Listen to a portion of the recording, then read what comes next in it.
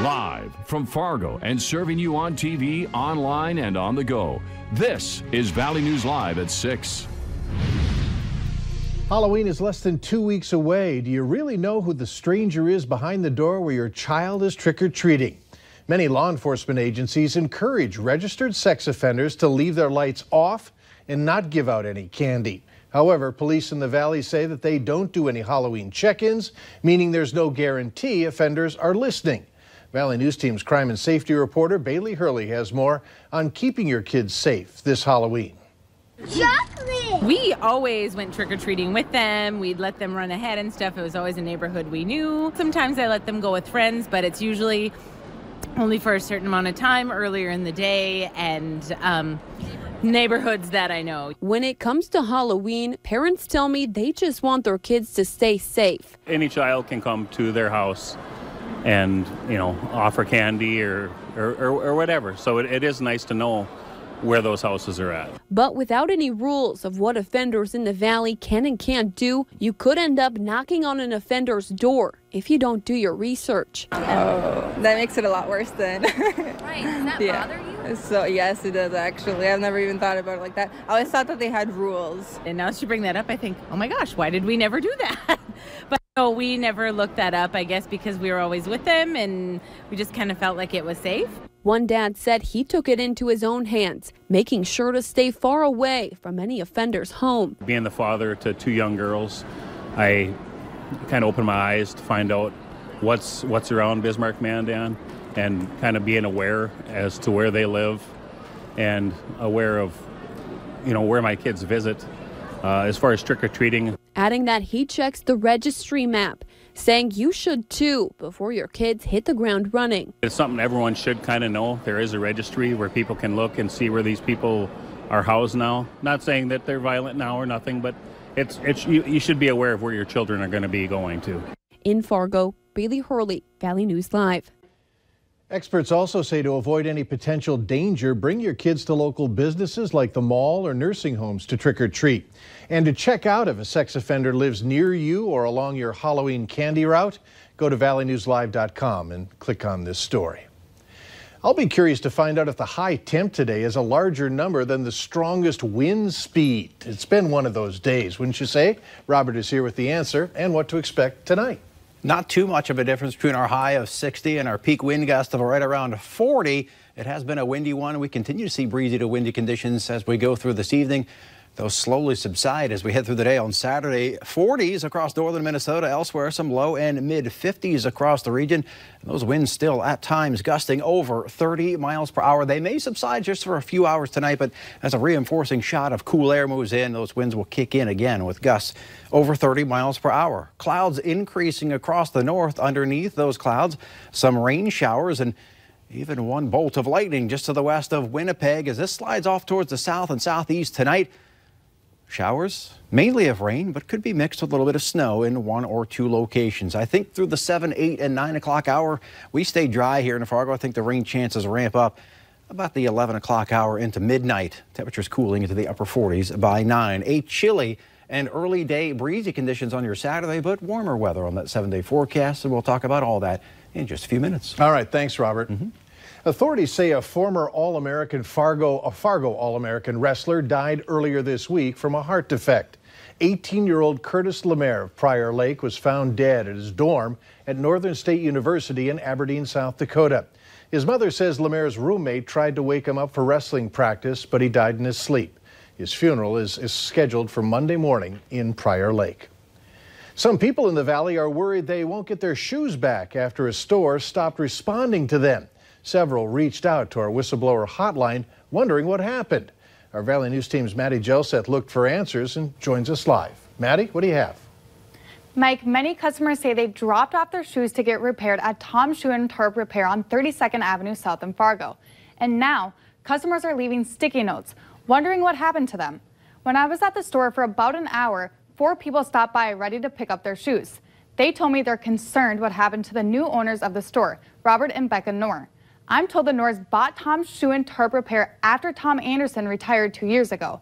Tom says he has nothing to do with this store, and he says he's embarrassed to see his name on a business that's doing this to customers. We reached out to the store and their mailbox is full. We don't know where the owners of the shop are or when they'll be back, but we'll keep you guys updated as soon as we find out. Mike? All right, thanks, Maddie. There are other shoe repair stores in town, such as Anderson Shoe and Tarp Repair, that's located in Moorhead. This store is owned by Tom's son, Troy, who told us he felt there was a need for such a business locally.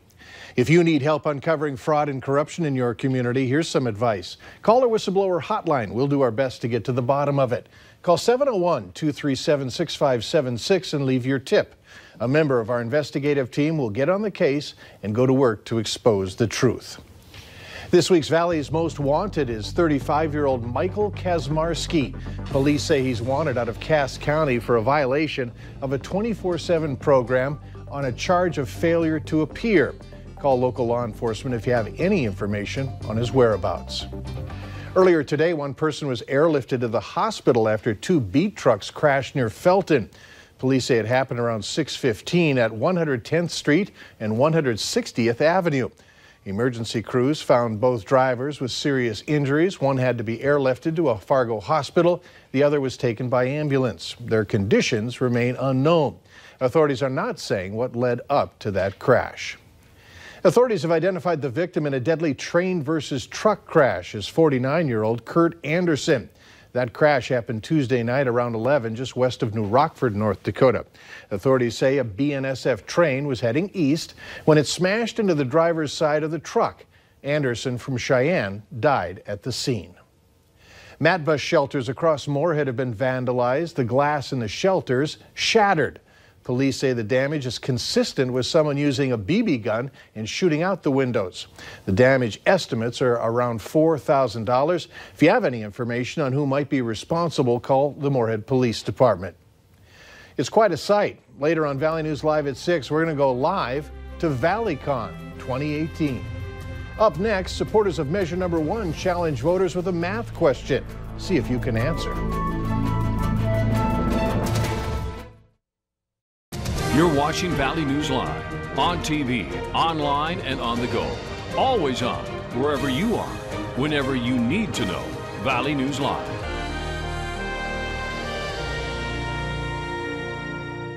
You're watching Valley News Live on KVLY, your hometown NBC station.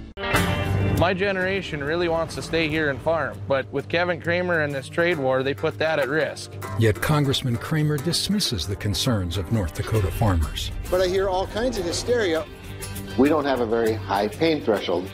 We can survive a lot, but this could put us under. Cramer turned his back on us here in North Dakota. He just follows what the folks in Washington tell him to do. If something doesn't change quick, it's going to hurt people. The SCC is responsible for the content of this advertising. Are you tired of living with chronic back pain? There is another choice beyond taking pills.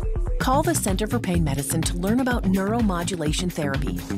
Pain transmission is interrupted by electrical stimulation of pain fibers or by infusing minimal intraspinal medication.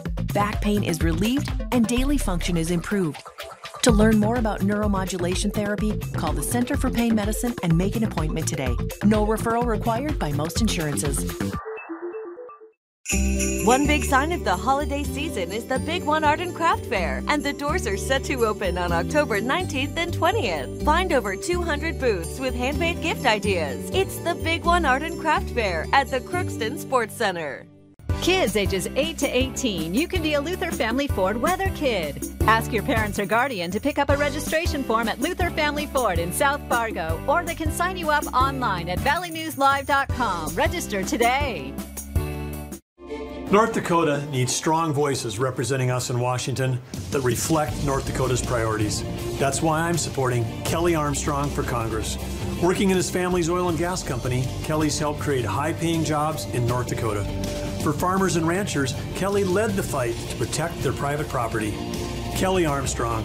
He has the abilities and the right priorities to do what's best for North Dakota. Kelly Armstrong for Congress. I'm Kelly Armstrong, and I approve this message. Get answers to your health questions. Go to valleynewslive.com and click on the Healthier Me link. Welcome back. How many people do you think you could take out for dinner and spend only $100? That's the essence of questions from the group backing Measure 1 on North Dakota's general election ballot. Measure One will create an ethics commission aimed at groups who influence the state's elected officials and how they go about it. Measure One supporters produced documents showing one lobbyist took legislative committee members out for dinner in March of last year, 6 times, costing a total of $700. The group says the report underlines inadequacies in the current system and serves as a check on what's already in place. We think the citizens of North Dakota should know who is buying time, friendship, and favor among our elected officials.